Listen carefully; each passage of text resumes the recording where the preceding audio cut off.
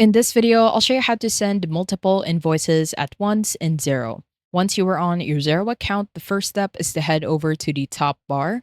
And on the left-hand side, you want to click on the second option, which is for sales. Now, under sales, head over to the second option and click on invoices. Now, once you are on the invoices section, what you can do is choose the awaiting payment or the paid tab. I will move forward with the paid tab, so simply click on the fifth tab. Now, it doesn't matter if it is an awaiting payment or a paid tab, you just want to make sure that the multiple invoices are exactly in there. Now, once you are on the awaiting payment or the paid tab, in order for you to send multiple invoices at once, what you need to do is simply head over to the invoice.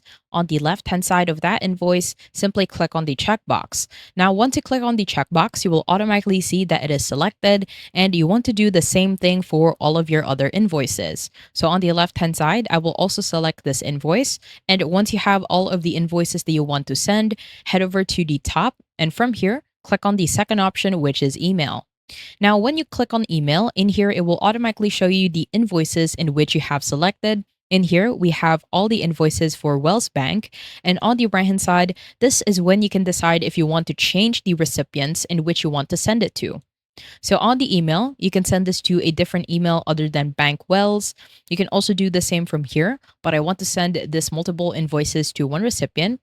Now, let's say Wells Bank has a different email. You can also add that. So let's say this is a different email.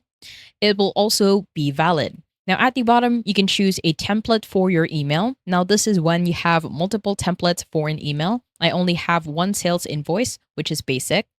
At the bottom, this is where you can change the subject as well as the message. Now, this is also depending on your email template. At the bottom, you can include the files as attachments, include the PDF attachments of invoice, as well as send yourself a copy. And once you're done, head over to the bottom in the right corner and click on send. Now, once you click on send, as you can see at the top, a banner will show saying that 2 emails were sent successfully. I hope you found this tutorial helpful.